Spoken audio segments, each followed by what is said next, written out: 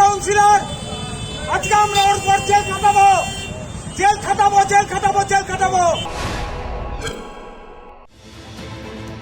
দুর্নীতি ও তোলাবাজির অভিযোগে জনরোষ।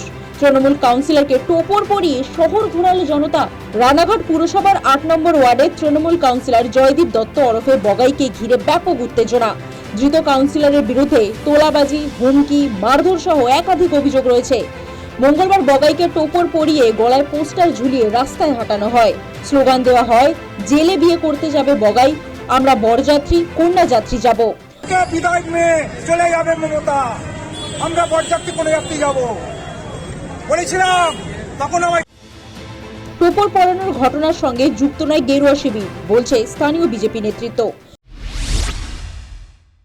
রানাঘাটে আজকে যে শহরে একটা কাউন্সিলরের উপর যে হামলা হয়েছে, সেটা আজকে রানাঘাটের ৮ নম্বর ওয়ার্ডের সাধারণ মানুষ তার উপর হামলা চালিয়েছে এবং ভারতীয় জনতা পার্টির কোনো কার্যকর্তারা এর সাথে জড়িত নেই এবং ভারতীয় জনতা পার্টির কার্যকর্তারা এই নীতিতে বিশ্বাস করে না।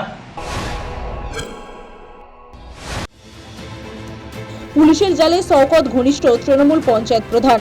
ক্যানিং পশ্চিম বিধানসভা কেন্দ্রের নারায়ণপুর গ্রাম পঞ্চায়েত প্রধান সালাউদ্দিন সর্দারকে গ্রেফতার করেছে পুলিশ। সোমবার রাতে সোনারপুর এলাকা থেকে তাকে গ্রেফতার করেছে পুলিশ। ২১ বিধানসভা ভোট পরবর্তী হিংসার অভিযোগ রয়েছে তার বিরুদ্ধে। এছাড়াও এলাকায় সাধারণ মানুষকে হুমকি দেওয়া, কাটমানি, জোর করে অন্যের জমি নিজের দখলে নেওয়া সহ একাধিক অভিযোগ রয়েছে তার বিরুদ্ধে। অতিক্রান্ত প্রশাসনের দেওয়া সময়সীমা, সরকারি নির্দেশের পরেও ভাঙা হয়নি শওকত মোল্লার ছেলের ক্যাফে। অভিযোগ, মাতলা নদীর চর দখল করে বেআইনিভাবে ম্যানগ্রোভ কেটে তৈরি হয়েছিল এই ক্যাফে। পালাবদলের পর এই ক্যাফের বিরুদ্ধে রাজ্য সরকারের কাছে অভিযোগ দায়ের করেছিল বিজেপি।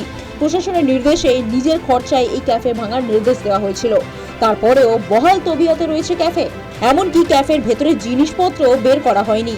এখন প্রশ্ন উঠছে, সরকারি নির্দেশ না মানায় প্রশাসনের পক্ষ থেকে কি বুলডোজার দিয়ে গুড়িয়ে দেওয়া হবে এই ক্যাফে? News time.